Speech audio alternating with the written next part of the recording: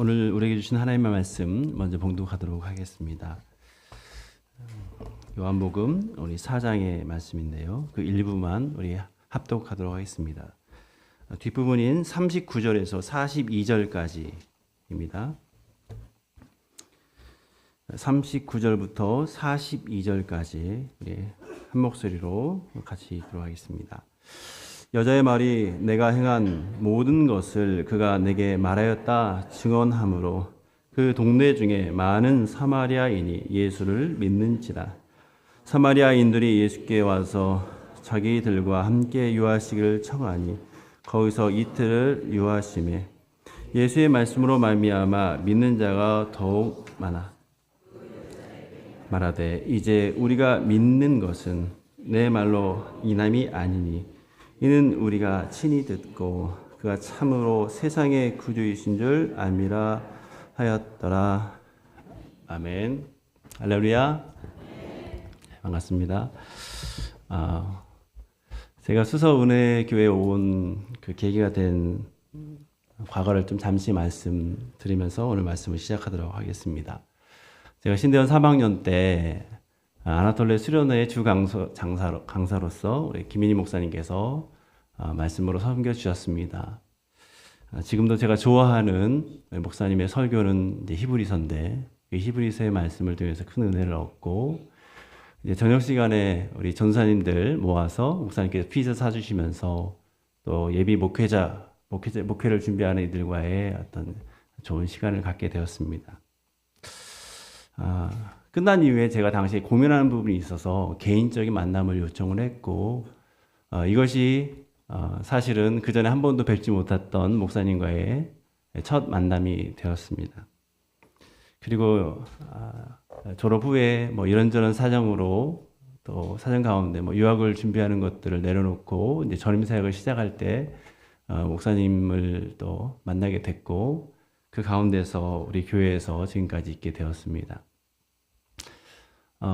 이 교회에서 목사님의 지도와 함께 우리 장로님 또 집사님들 우리 권사님 모든 성도님들의 사랑 가운데서 뭐 다양한 것들을 경험하면서 코로나도 지나고 교회 이런저런 교회 뭐 교육관도 마련하고 이런저런 것들을 하면서 다양한 면에서 성장하게 된 것 같습니다. 돌아보면 그 시작점은 수련회 강사로 오셔서 말씀을 전하시고 또 제가 개인적인 어떤 문제를 가지고 목사님께 나왔던 그 어떻게 보면 그 용기 있는 그날이 그 시작점이 되지 않을까 싶습니다. 여러분은 어떻습니까? 혹시 최근에 어떤 만남을 통해서 여러분 그 만남을 통해 깊은 그 대화를 통해서 인생을 바꾼 경험이 혹시 있으십니까? 그 대화의 내용을 통해서 자신의 삶을 성찰하게 되고 지금 가는 그 방향에 대해서 돌이키거나 때로는 그것이 옳은 방향인 것을 확인하면서 계속 정진해 나가는 그런 혹시 귀한 만남이 있었습니까? 오늘 우리가 살펴볼 요한복음의 4장은 이런 만남에 대한 이야기입니다. 먼저 요한복음은 21장까지 되어 있지만 크게 세 부분으로 나눌 수 있습니다. 그래서 앞부분 1장은 서론이고 또 2장부터 12장까지는 예수님의 표적이 풍성하게 드러났다 해서 표적의 책이라고 부릅니다. 그리고 뒷부분은 이 땅에 인간으로 오셨지만 참 하나님이신 것을 나타내시는 부분이어서 영광의 책이라고 불려지곤 합니다. 오늘 본문은 앞에 예수님의 풍성한 표적이 나타나는 예수님의 신성도 드러나는 그런 부분, 그 중요한 장면인 것이죠. 앞에 우리 3장, 제가 사실 수요예배의 연속 선상에서 오늘 설교를 준비했는데요. 이 3장에 보면 니고데모라는 사람이 있습니다. 유대인 남자 관원인데 이 사람이 당시에 예수님의 놀라운 표적을 보고서 한밤중에 예수님께 찾아옵니다. 그러고 나서 이런저런 것들에 대해서 예수님께 물어보죠. 그런데 그 3장과 대조되는 장이 바로 이 4장에 나오는 4장이고 그 4장이 사마리아 여인입니다. 사마리아 여인은 이방인이고 여성이고 대낮에 주님을 만나는 그런 이 대조가 됩니다. 이것이 요한복음에서 볼 수 있는 아주 특유의 문학적인 방식이죠. 그래서 요한복음은 빛과 어둠을 얘기합니다. 생명과 영원한 멸망을 이야기합니다. 이런 대조가 하나님의 그 구원 계획을 좀 더 풍성하게 이끌어주는, 그래서 이 요한이라는 개인을 통해서 하나님의 그 복음을 더 풍성하게 우리에게 알려주고 있는 것이죠. 오늘 이 대조, 3장과 4장의 대조를 통해서 우리가 알 수 있는 것은 무엇이냐면, 예수님의 메시지는 그것이 남자든 여자든, 그것이 유대인이든 사마리아인이든, 그것이 한밤이든 한밤중이든 간에 그 경계를 초월하는 메시지라 하는 것이죠. 그래서 오늘 2000년이 지난 오늘도 이 말씀이 우리에게 살아있는 것은 경계를 초월하는 하나님의 말씀이기 때문에 그렇다는 사실을 여러분 아멘으로 받으시길 바랍니다. 오늘 본문에 등장하는 사마리아 여인을 보면 그 인생이 참 꼬일 대로 꼬이는 사람입니다. 인간관계도 그렇고 삶도 그렇고 그 신앙도 잘 보면 왜곡되어 있습니다. 말하자면 무너진 인생의 상징이다라고 할 수 있습니다. 그런데 이 여인에게 한 사람이 찾아오십니다. 그분의 이름은 예수님이시죠. 그리고 내게 물을 한 잔 달라라고 하는 이 예수님의 그 대화가 이 여인의 인생을 바꾸게 되는, 놀라운 변화 인생으로 바꾸게 되는 그 계기가 되는 것이죠. 그래서 오늘 이 야곱의 우물가에서 벌어진 이 특별한 예수님의 만남을, 예수님과 이 여인 간의 만남을 통해서 우리가 봐야 할 것은 우리 주님이 우리에게 어떻게 찾아오시는지에 대해서, 그 삶의 갈증을 예수님께서는 어떻게 해소하시는지에 대해서 우리가 살펴보고, 이 변화가, 내 안의 변화가 다른 사람에게까지 계속 흘러가고 있는지를 점검하는 이 시간 되기를 바랍니다. 오늘 이제 본문을 보면 사마리아 여인과 여인의 만남의 그 시작 장면을 볼 수 있습니다. 특별히 4절에 보면 이 4절에 중요한 표현이 나옵니다. 그것은 예수님께서 사마리아를 통과하여야 하겠는지라 라고 하신 말씀입니다.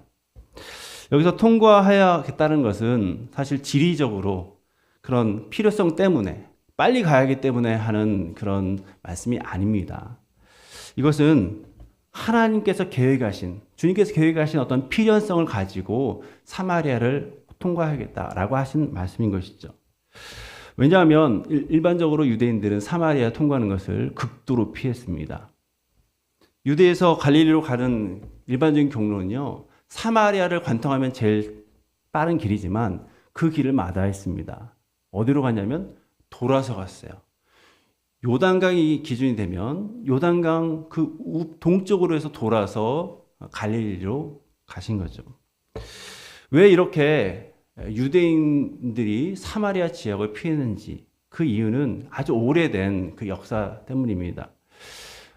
이 BC 722년에 사마리아가 이 사마리아가 위치했던 그 당시 그곳은 원래 북이스라엘이었습니다. 북이스라엘이 아수르에 의해서 먼저 멸망을 당하게 됩니다. 그런데 이 아수르가 어떤 정책을 피냐면 식민지 정책을 핍니다. 그래서 이곳에 있는 순수한 혈통, 야곱의 10족속 중심의 순수한 혈통인 이 사람들에게 주변에서 아수르의 통치하에 있는 그 사람들 이곳에 이주를 시킵니다. 특별히 대표적인 5족속이 있는데 이들이 이곳에 이주하고 오랜 시간이 흘러서 서로 결혼하고 새로운 문화가 만들어지고 새로운 삶의 방식이 나타나게 되는 거죠. 그래서 인종적으로 혼합된, 소위 말해서 유대인의 입장에서 볼 때 너무나 다른 그런 사람이 되는 거죠. 유대인들은 이 사마리아인들을 그 외모를 보면서 혼혈이라 경멸했습니다. 그러면서 그들이 또 가지고 있는 전통이 있는데 그것을 인정하지 않게 됩니다. 특히 사마리아인들은 그리심산에서 예배했는데, 아니 어떻게 예배를 예루살렘이 아닌 그리심산에서 드릴 수 있느냐 하면서 이들의 신앙의 정통성을 무시하고 또 심지어는 정죄했던 것이죠. 그런데 사마리아인들도 할 말이 있습니다. 여러분, 사마리아인들은 야곱의 12족속, 그 중에 10족속 가운데 살아갔던 사람들입니다. 그러니까 인원으로 따지면 더 많은 사람들이에요. 그리고 이들은 유대인들이 하나님의 말씀을 섞는 것을 극도로 싫어했습니다. 이들의 입장에서는 모세의 오경만이 하나님의 말씀이라고 받아들였습니다. 그런데 유대인들은 하나님의 말씀에다가 우리가 잘 아는 시편 이런 것도 있는 시가서도 포함하고 또 이제 예언서 또 이런 선지자들이 말한 것들도 막 포함하는.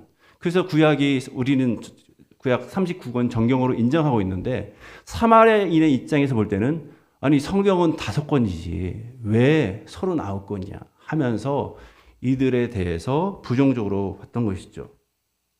뿐만 아니라 이들은 그리심산에서 예배를 드렸는데 이 그리심산은 모세 오경에 따르면 에발산에는 저주, 그리심산에서는 축복이라고 여겼는데 그 그리심산에서의 예배야말로 모세가 처음 시작한 바른 예배다라고 생각을 했던 것이죠. 그러니까 자기들이 참된 신앙인이다라고 확신하면서 그렇게 살아왔던 것이죠. 이런 다른 생각, 다른 서로에 대해서 이런 오해가 있고 서로 갈등이 있는 상황에서 두 민족이 어떻게 같이 잘 살아갈 수 있겠습니까? 두 민족은 수백 년 동안 서로 갈등해왔고 또 유대인들은 사마리 땅을 지나지도 않고 또 사마리아 사람들도 유대 땅을 바라보지도 않는 그런 상황이 됐습니다. 그래서 이 사람들은 서로를 비난하고 배척하면서 자기의 전통과 문화를 고수하면서 그렇게 고립되어서 서로 안에 고립되어서 살아갔던 모습을 우리는 이 배경을 먼저 좀 봐야 됩니다. 그런데 주님은 하나님의 섭리 가운데 계획 안에 유대인으로 오셨습니다. 유대인으로 오신 그 예수님은 당시에 그 역사, 문화, 종교, 사회 여러 면에서 장벽이 있는 그 장벽을 뛰어넘어서 지금 어디를 통과하십니까? 사마리아를 통과하고 있는 것이죠. 이것은 의도적인 예수님의 선택이신 것이죠.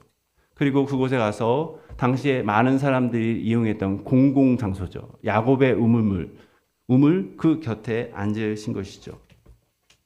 여기서 이제 주목할 것은 예수님께서 그곳에 계셨던 시간입니다. 6절에 보면 그때가 6시쯤 되었다라고 말합니다. 6시는요, 우리식으로 따지면은 12시 정오입니다. 사람들은 보통 이 시간에 우물물 기르러 가는 것을 피합니다. 왜 그렇습니까? 아주 단순한 이유죠. 너무나 덥기 때문입니다. 이 떼약 곁에 그곳에 가는 것은 사실은 상식적인 선에서는 할 일이 아닙니다. 여러분, 당시에 여성들의 입장에서 이 물깃기는 아주 고된 노동이었습니다. 가정을 책임져야 되는 여성의 입장에서 이 매일 루틴으로 반복되는 물깃기, 이것은요 너무나 힘든 일이었어요. 그 힘든 상황에서 한낮에 가는 것은 이건 말도 안 되는 거죠. 그래서 보통 아침, 저녁에 물깃기를 했던 것입니다. 그런데 지금 이 여자는 언제 갑니까? 대낮에. 그 더운 대낮에 물깃기를 하기 위해서 바구니를 들고 오는 것이죠. 과연 어떤 사연 때문에 이 여자가 이 대낮에 물을 길어야 했는지 사실 참 궁금하기도 합니다. 이런 여인에게 예수님께서는 내게 물을 좀 달라라고 말합니다.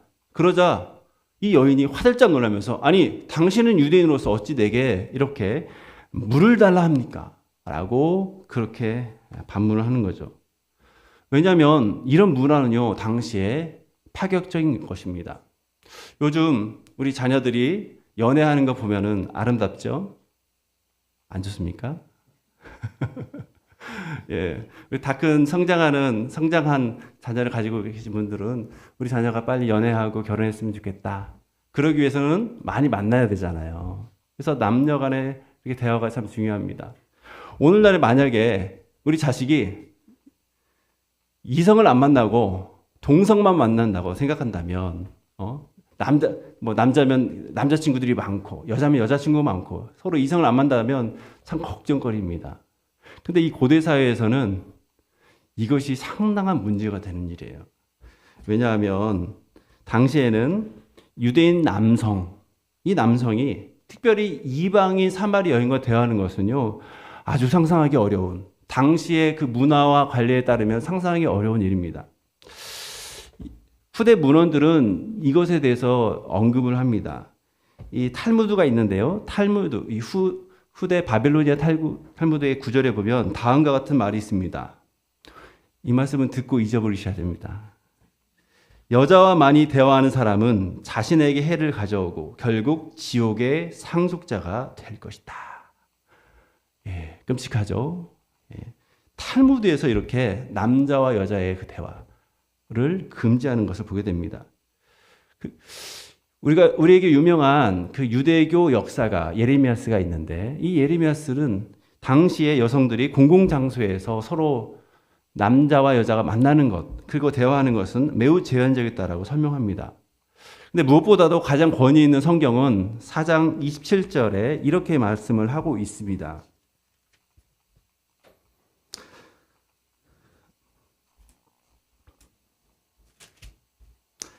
이때 제자들이 돌아와서 예수께서 여자와 말씀하시는 것을 이상히 여겼으나, 제자들도 예수님이 사마리아 여인과 대화하는 것을 이상하게 여기는 것을 보게 되는 거죠. 우리는 이 부분을 통해서 우리 주님이 어떤 면모를 볼 수 있는지 우리가 한번 살펴보면, 첫 번째로 예수님은 우리의 삶의 갈증으로 목말라 있는 사람들에게 찾아오시는 분이시다는 것입니다. 4절에서 우리가 살펴본 것처럼 예수님은 민족의 경계를 넘었습니다. 남녀의 경계를 넘었습니다. 종교적인 경계를 넘었습니다. 심지어 도덕의 경계까지 넘게 됩니다. 사람들이 만든 그 장벽들을 뛰어넘어 지금 이 여인에게 다가간 것을 우리는 보게 됩니다. 여기서 우리가 기억해야 될, 주목할 만한 점은, 그 시작점은 예수님이었다라는 사실입니다. 예수님은 당시의 관습과 문화라는 넘기 어려운 장애물을 주도적으로 뛰어넘으신 것입니다.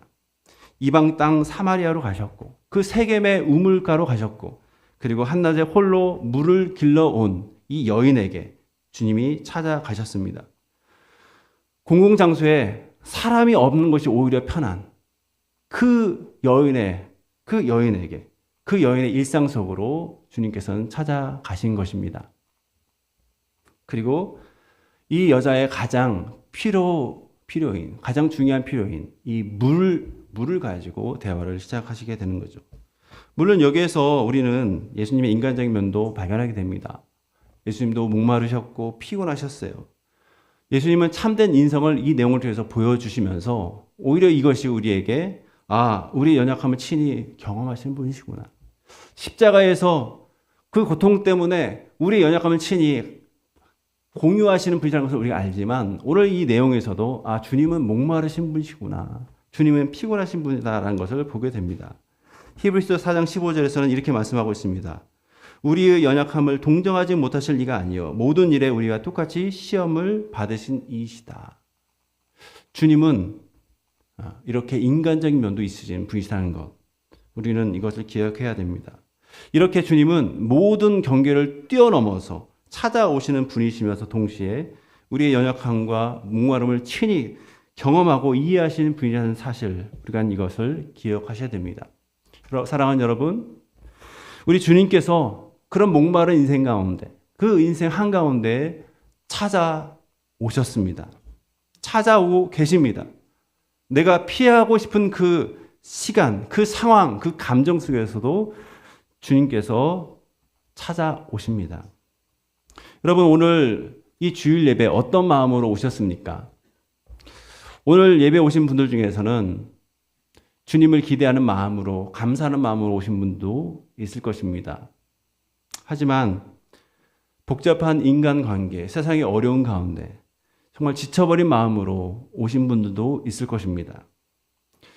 주님께 나아갈 때는 반드시 영과 진리로 나아가야 되는데, 너무나 지쳐버렸기 때문에, 또는 교회 내 인간관계 때문에, 또는 나에게 반복됐던 이 종교적인 습관 때문에 어쩔 수 없이 그래서 주님 앞에 나왔지만 죄스러운 마음으로 앉아있는 분도 계실 것입니다.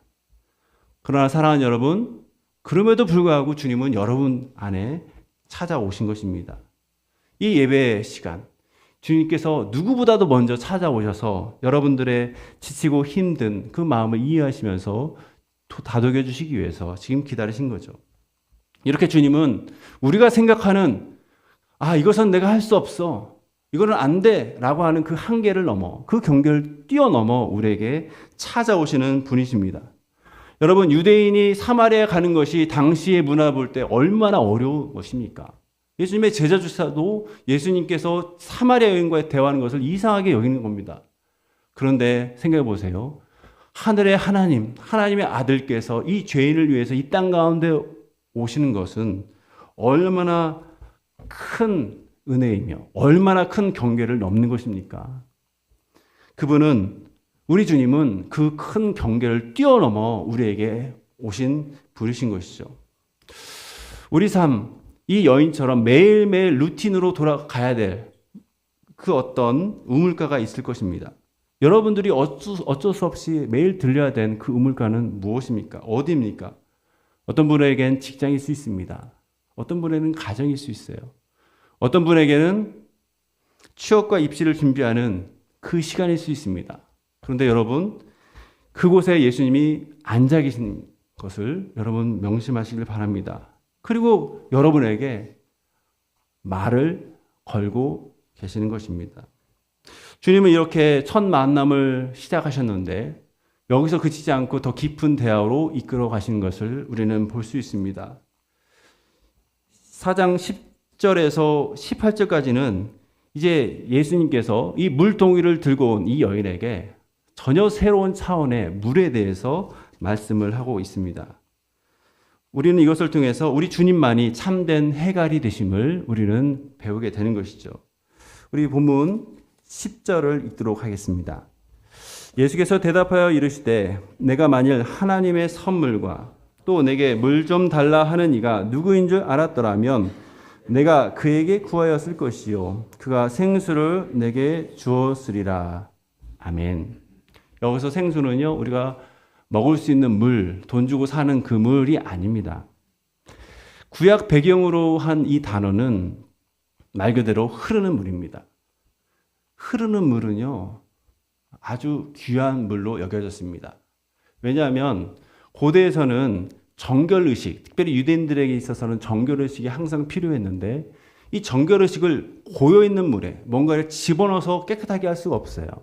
그래서 물을 흘림을 통해서 더러움을 깨끗하게 하고 그 오염을 깨끗하게 함으로 내 안에 있는 죄를 정화시키는 그 정결의식이 일상이 되었던 것이죠.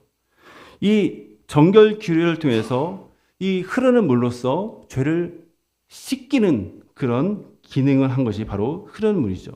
그러므로 흐르는 물은요, 씻기는 기능을 하면서 동시에 살리는 기능을 합니다. 그런 의미에서 오늘 본문은 그 흐르는 물, 살리는 물, 그것을 생수라고 지금 말하고 있는 거죠. 그런데 예수님께서 말씀하는 생수는 단순한 그 물의, 흐르는 물의 기능을 넘어서 살리는 물, 곧 영적 생명을 주는 물에 대해서 이야기합니다. 그것이 뭡니까? 바로 성령이십니다. 물은 곧 성령을 상징하는 것이죠. 요한복음 7장에 보면 예수님을 이 생수를 성령과 연결시킵니다. 누구든지 목마르거든 내게로 와서 마시라. 38절, 나를 믿는 자는 성경에 이른 것 같이 그 배에서 생수의 강이 흘러나리라. 여러분, 물은요 고여 있으면 안 돼요. 항상 흘러납니다. 그래서 성경에 있는 물은요 흐르는 물입니다.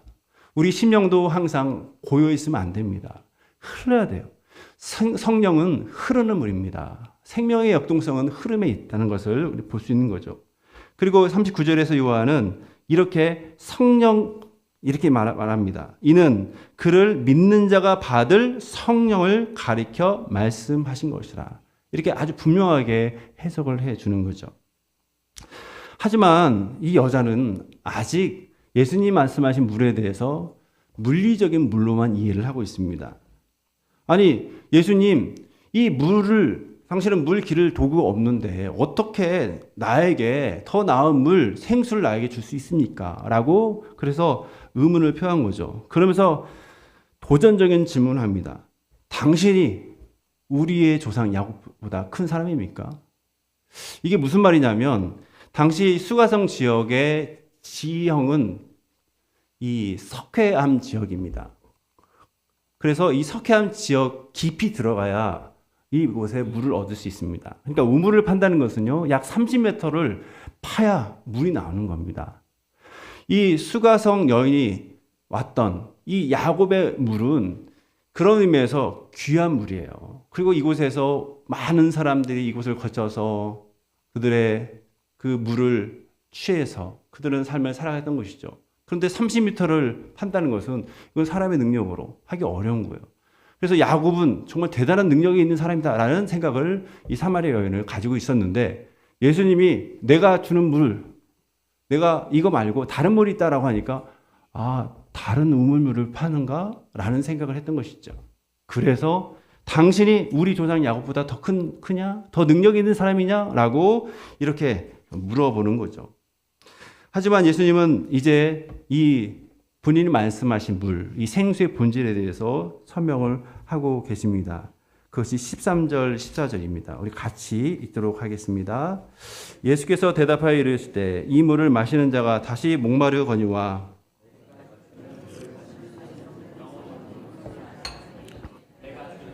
그 속에서 영생하도록 솟아나는 샘물이 되리라. 이렇게 분명하게 말씀하시는데도 불구하고 아직 이 수가성 여인은 물리적인 물에만 관심이 있어요.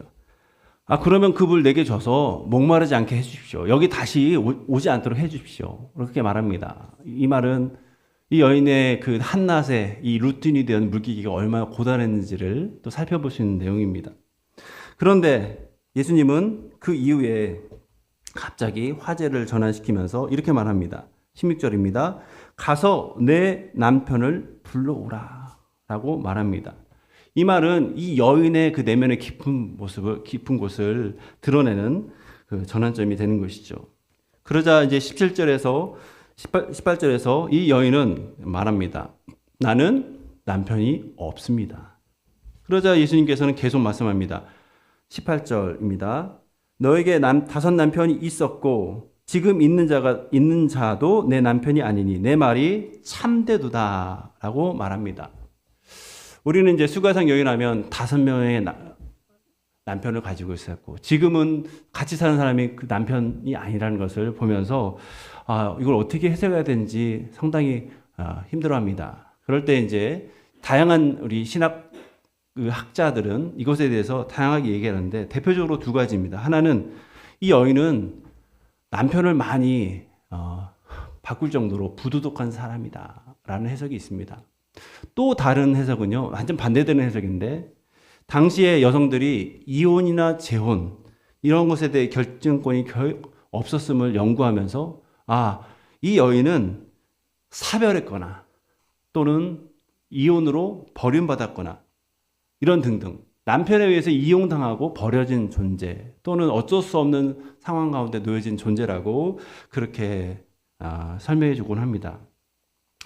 우리가 어떤 경우를 살피든 이 여성의 삶은 안정과 의미를 찾지만 그것을 찾지 못한 채 깊은 갈증 속에 있는 그런 삶의 모습인 것을 우리에게 보여주는 거죠. 그리고 이 말씀은 이 여인의 과거에 대해서 아시는 예수님의 능력은 이 여인의 여인으로 하여금 예수님을 처음 볼 때는 유대인 남자로 봤겠지만 이제 이 내용을 알려주는 걸 통해서 예수님은 혹시 하나님이 보내신 그런 혹시 모세와 같은 선지자 아닌가라는 생각을 하게 되는 그런 답변이 되는 것이죠. 오늘 이 내용을 통해서 우리가 볼 수 있는 중요한 진리는 뭐냐? 바로 영적 갈증을 해소할 수 있는 분은 바로 우리 주님이시다는 것을 알려주고 있는 것이죠. 이 여성은 5 남편을 통해서 얻고자 하는 어떤 안정, 의미 있는 삶 이런 것들을 찾으려 했지만 그러나 본인 뜻대로 되지 않았습니다. 그래서 날마다 새로운 것들을 갈구하는, 그래서 지금 있는 남편도 지금 그도 또 다른 사람과 지금 살고 있는 상황입니다. 그의 시도는 어떻게 보면 항상 불발에 그치는 그런 모습이었음을 우리는 보게 됩니다. 그런 주님께서 다시금 말씀하십니다. 13절 14절 예수께서 대답하여 이르시되 이 물을 마시는 자마다 다시 목마르거니와 내가 주는 물을 마시는 자는 영원히 목마르지 아니하리니 내가 주는 물은 그 속에서 영생하도록 솟아나는 샘물이 되리라. 아멘. 예수님은 영적 갈증을 해결하시는 분이라는 것을 이 본문을 통해서 우리에게 알려주시는 것입니다. 그런데 그분은 우리를 다 아시는 분이십니다. 예수님의 아심은 이 여성의 과거를 정죄하기 위한 아심이 아닙니다. 그 깊은 갈증을 해결하기 위한 아심인 것입니다. 많은 사람들은 누군가의 과거를 얘기하면서 정죄하고 손가락질하며 그것에 대해서 그러니까 그랬지라고 하면서 이렇게 부정적으로 평가하기 일쑤입니다. 그런데 예수님의 과거에 대한 아심은 정죄를 위한 아심이 아니라 그 삶의 깊은 갈증을 해결하기 위해서 영원히 목마르지 않는 그 갈증을 그 영적인 만족을 주는 생수를 주기 위해서 하시는 그런 아심이라는 것이죠. 여러분, 예수님께서 주시는 이 생수는 우리의 삶을 질적으로 바꾸는 근거가 되고 능력이 됩니다.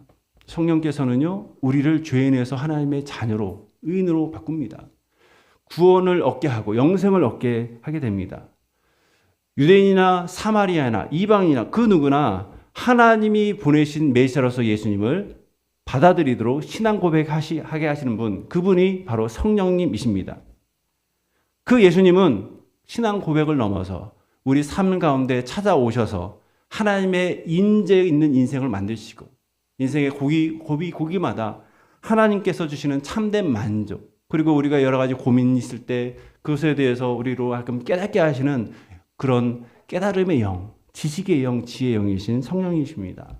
그래서 예수님을 믿는 자는요, 곧 성령과 동행하는 자고, 성령과 동행하는 자는 하나님의 말씀에 그 지혜를 힘입어서 우리의 삶의 여러 가지 다양한 갈증 속에서 고민하고 있을 때 주님께서 주시는 말씀을 통해서, 그리고 그 일을 통해서 정말 하시고자 하는 그 하나님의 뜻을 밝힘을 통해서 우리로 하여금 앞을 향해서 계속 나아가게 하는 원동력이 되시는 그 성령님이신 것을 기억하시면 좋겠습니다. 사실 우리는 인생에 여러 가지 갈증을 경험하고 있습니다. 우리는 사회적인 성공을 원하고 친밀한 인간관계를 원하고 어떤 이는 물질적 평유를 원합니다. 이 중에 한 가지만 하더라도 만족해도 나는 잘 살았다라고 생각하곤 합니다. 여러분, 연령에 따라 이 갈증이 다양한 것을 우리 한번 생각해 봤으면 좋겠습니다. 여러분, 20대, 30대 이 사람들의 관심사는 뭡니까? 연애죠. 취업이죠. 인정받는 겁니다. 그래서 이 30대는 내가 정말 사랑받고 있는가? 내 능력은 인정받고 있는가? 나를 사랑해주는 대상을 향해서 자기 몸을 던집니다. 평생을 약속해요. 내가 인정받으면요, 평생 그 회사에 몸바칩니다. 이것이 20, 30대의 특징인데, 결국 내가 정말 사랑받고 있는지, 인정받고 있는지에 대한 그 목마름이 그 안에 있는 것이죠. 40대에서 60대를 한번 보십시오. 자녀 양육, 그리고 직업의 성취, 안정된 노후에 대해서 그 노후에 대한 갈망으로 갈증을 느끼고 있습니다. 내 인생이 지금까지 가치 있게 살았는가? 내가 지금 이런 성취들이 과연 의미가 있는 것인가에 대해서 항상 씨름하면서 갈증을 느낀 거죠. 70대 이상의 어르신들은 외로움과 건강에 대한 그 불안 가운데 인생을 돌아보면서 내가 과연 정말 어떤 삶을 살았는가, 내 인생은 정말 의미 있었는지, 그리고 내가 남긴 유산은 무엇인가, 과연 나를 통해서 우리 자녀들은 어떤 삶을 살아가고 있는가, 내 주변의 이웃들에게도 어떤 선한 영향을 끼쳤는가를 항상 돌아보면서 혹시나 있을 외로움과 건강의 염려 때문에 계속 불안해하면서 그 질문에 대한 답을 얻고자 하고 있습니다. 그런데 이 갈증들은요, 우리가 인생의 그 단계가 있다면 이 단계마다 항상 가지게 되는 너무나 필수적이고 중요한 질문입니다. 그 시기에 있는 사람한테 이 갈증은요, 항상 있는 거예요. 그 갈증을 무시해서는 안 됩니다. 이런 질문들을 외면하면 안 됩니다. 그 시기에 이 질문에 대해서 적절하게 대답을 찾아야 되는 것이죠.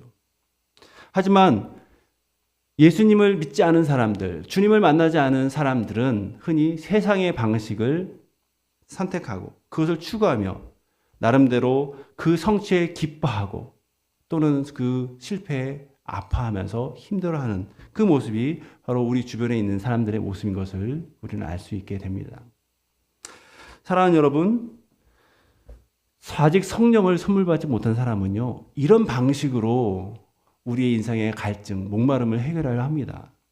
그런데 오늘 본문을 통해서 그렇고 우리가 예수 믿는 사람들에게 주시는 하나님의 은혜는, 하나님의 지혜는 이런 방식으로는 우리의 삶을 잠깐 행복하게 할 수 있고 잠깐 만족시킬 수 있지만 이거는 일시적인 해결책일 뿐이다. 우리의 만족은 다른 곳에 있다라고 하는 것을 우리에게 알려주고 있는 것입니다. 기독교 교부인 어거스틴은 고백록 1장에서 다음과 같은 말을 합니다. 주님은 우리를 주님을 향하여 창조하셨으므로 우리의 마음은 주 안에서 쉬기까지 안식을 얻지 못합니다. 우리는 하나님의 창조물이기 때문에 하나님을 닮은 존재입니다. 그래서 우리 근본적인 자체가, 우리 피조물인 우리의 모습이 하나님의 형상을 가지고 있기 때문에 하나님 안에서의 참된 만족, 참된 안식을 얻을 수 있다는 것을 이 아주 유명한 우리의 기독교 교부인 어거스틴은 이렇게 말을 하고 있는 것이죠. 오늘 본문의 언어를 가지고 표현하면 예수님 안에서의 참된 해결, 영적인 기근을 해결할 수 있다는 것을 이 본문은 오늘 제가 말씀드리고 싶습니다.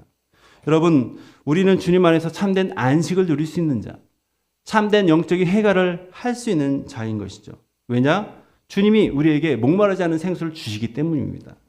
영생하도록 솟아나는 샘물을 우리 안에 심으시기 때문입니다. 그러므로 사랑하는 여러분, 혹시 여러분의 갈증을 세상 사람들처럼 채우려고 하셨던 그 시도가 있었으면 오늘 회개하시기 바랍니다.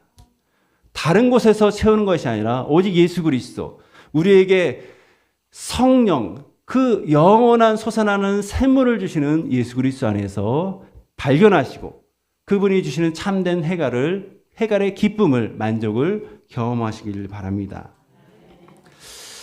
이 생수를 발견한 여인의 그 반응에 대해서 우리가 살펴보도록 하겠습니다. 그것이 28장 이하인데 19절에서 26절까지는 예배에 대한 아주 중요한 대화가 나옵니다. 너무나 중요하기 때문에 다음 기회에 한번 봤으면 좋겠고, 그 이후에 예수님은 결국 이 여인에게 자신이 메시아, 하나님께서 보내신 메시아인 것을 계시하십니다. 그것이 26절입니다. 같이 읽겠습니다. 예수께서 이르시되 내게 말하는 내가 그라 하시니라. 내게 말하는 내가 그다라고 하면서 여인들, 이 사마리아 여인에게서 아니 메시아를 기다리고 있는데 그분이 오시면 뭔가 새로운 것이 이루어질 거예요. 그 예배의 회복이 일어날 거예요. 라고 할 때 지금 이 사마리아 여인에게 그 예언하신 말씀대로 온 자가 나다 라고 말씀하신 거죠. 근데 이 나다라고 하는 말씀은 요한복음에서 계속 반복되는, 히브리어, 이 헬라어로 에고엠이라고 하는데 계속 나는 나이다라는 말씀으로 자신의 신적인 존재임을 나타냅니다. 사마리아 여인은 처음에는 사마리아와 대척된 유대인쯤으로 이 예수님을 여겼을 것입니다. 근데 예수님과 대화를 계속 하면서 자신의 과거를 아는 거 보고서 이분이 하나님께서 보내실 모세와 같은 선지자 아닌가? 라고 그의 생각이 바뀌게 됩니다. 그런데 오늘 본문 내가 말하는 그가 나다. 참된 예배를 회복하게 하나님께서 보내실 그 메시아, 그게 나다. 라고 하는 이야기를 들으면서 예수님이야말로 모세보다 더 뛰어난 신적 존재이신 메시아구나 라고 하는 것을 깨닫게 되는 거죠. 그리고 이것을 알 수 있도록 예수님은 그에게 이 계시를 말씀하시고 계십니다. 그러자 이 수가선 여인이 반응이 놀랍습니다. 그것이 28절, 29절입니다. 우리 같이 읽겠습니다. 여자가 물동이를 버려두고 동네에 들어가서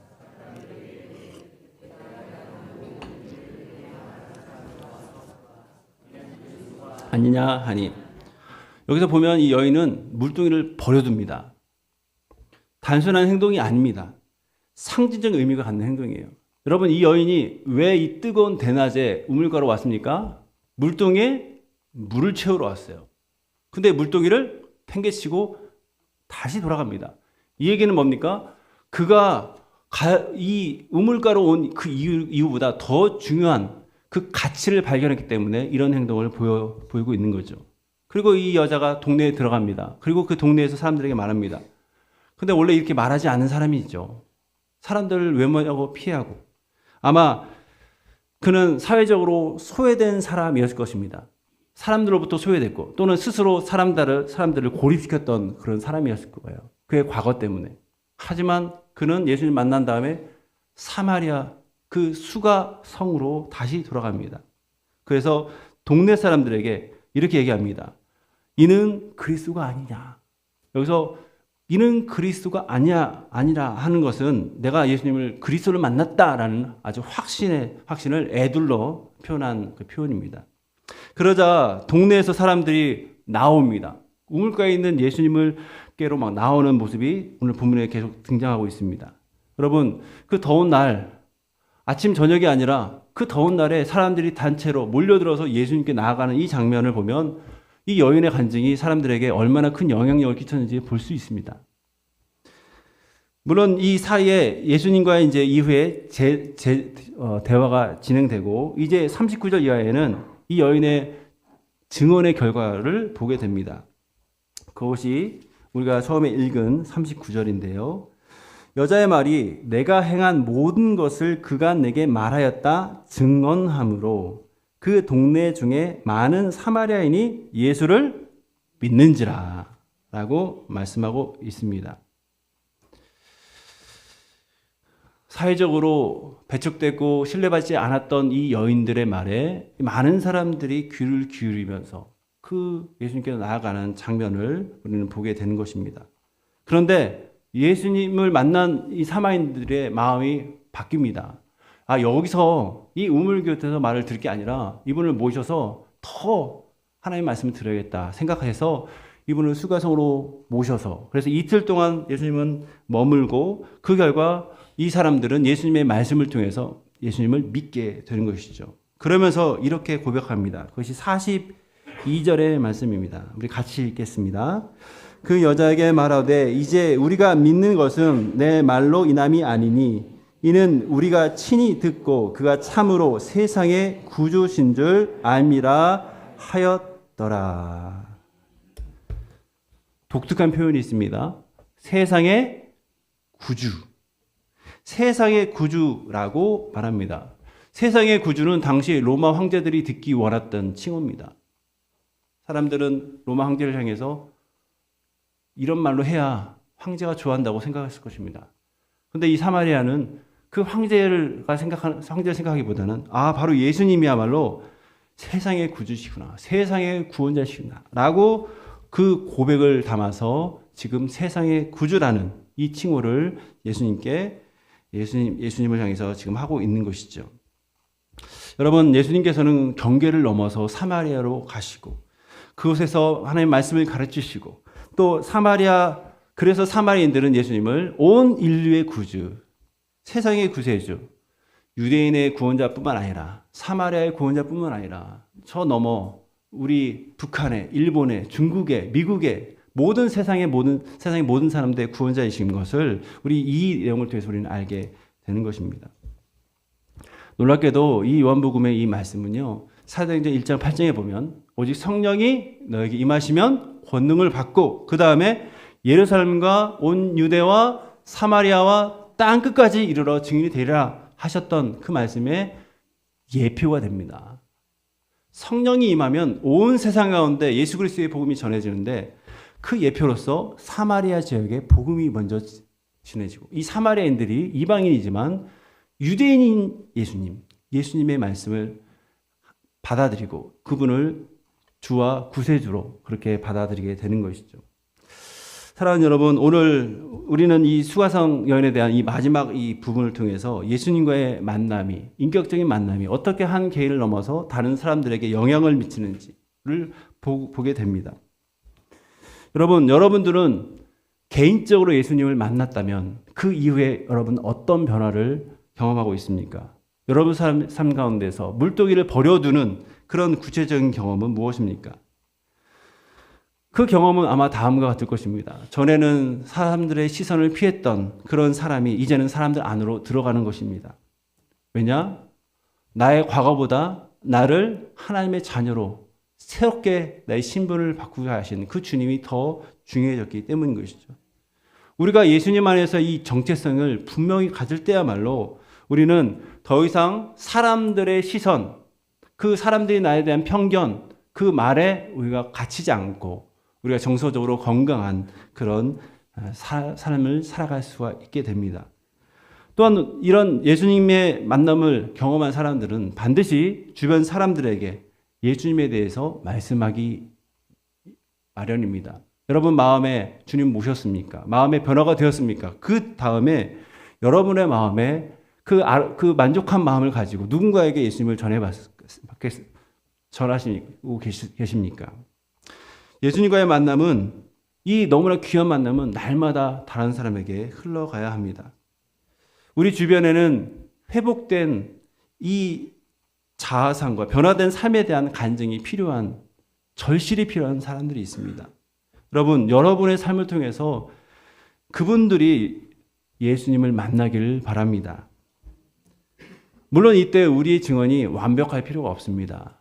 복음에 대해서 몇 주간의 강의를 통해서 알아야 되고 또 그것을 체계적으로 암기해야 되고 여러분 그럴 필요가 없습니다. 오늘 수가성 여인이 보여주는 것은 예수님께서 나의 과거를 알지만 그러나 과거를 정죄하지 않으시고 참된 생명수 그 성령을 주시기로 오신 분이라는 사실을 기뻐하고 받아들이면서 우리가 기대했던 메시아 이분이 아니냐라고 사람들에게 그저 소개하는 것 그것만으로 충분합니다.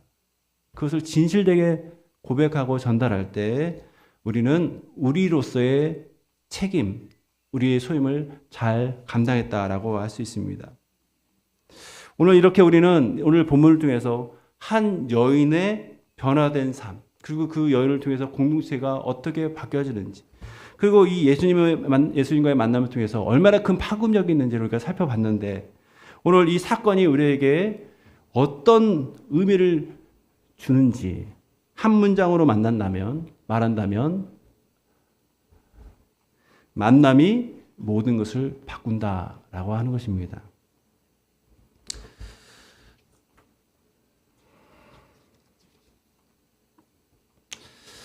앞서 제가 목사님과의 만남을 통해서 우리 교회에 온 것에 대해서 잠깐 말씀드렸습니다.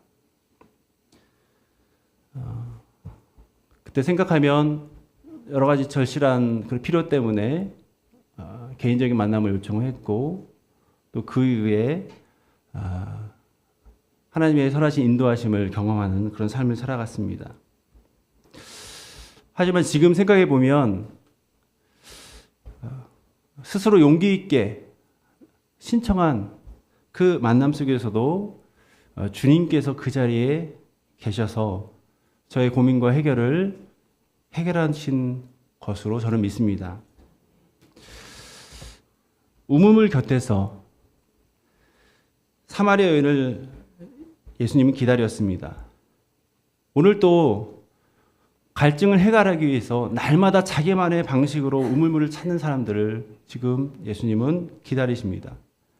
우물물 곁에서 참된 생수, 성령을 주시기 위해서 기다리고 계신 것입니다. 우리 인생이 때로는 복잡하고 혼란스러울 때가 있습니다. 스스로 볼 때 실패자 같은 그런 모습도 보일 때가 있습니다. 심지어 내가 볼 때 나는 하나님을 느끼지 않아. 하나님도 나를 외면하신 거야. 그렇게 생각될 때도 있습니다. 그런데 보십시오. 오늘 본문은 그렇지 않다라고 말합니다. 주님은 먼저 오셔서 기다리시고 말씀하시고 참된 음료인 성령을 우리에게 주십니다. 그래서 예수님과의 인격적인 깊은 만남이 우리의 모든 것을 달라지게 하는 것입니다. 예수님과의 만남으로 모든 것이 변화됩니다. 사랑하는 여러분, 예수님을 만난 이 사마리아 여인처럼 여러분도 예수님과의 진정한 만남의 축복을 경험하시길 바랍니다. 혹시 먼저 이미 만나셨다면 그 만남의 축복을 계속 누리시길 바랍니다. 또한 그 만남의 축복이 여러분의 삶 가운데 중대한 변화를 일으켰다면 여러분을 통해서 그 만남의 축복을 다른 사람에게 흘려보내는 그런 복된 삶을 사시길 바랍니다. 저 역시도 예수 안에서 만남의 축복이 있었습니다. 그리고 수서 은혜교회를 통해서 이 만남의 축복이 풍성해졌음을 감사드립니다. 이곳에서 누렸던 만남의 축복이 어디 가서든지 풍성하게 나타날 수 있기를 기대합니다. 기도하겠습니다. 하나님 아버지, 우리의 갈증을 아시는 주님, 오늘 또 우리 일상과 필요의 자리에서 우리를 만나 주시니 감사합니다. 우리의 다양한 갈증을 주님께 가져갑니다. 우리에게 주님의 생수를 부어 주옵소서, 성령을 부어 주옵소서, 우리를 진정한 만남을 허락하여 주시고 회복하여 주옵소서. 만남의 복이, 이 회복이 다른 이들에게도 흘러갈 수 있도록 하여 주옵소서. 그래서 참된 만남의 복을 우리에게 그리고 우리가 사랑한 이웃에게 허락하여 주시기를 소망합니다. 예수 그리스도의 이름으로 기도합니다. 아멘.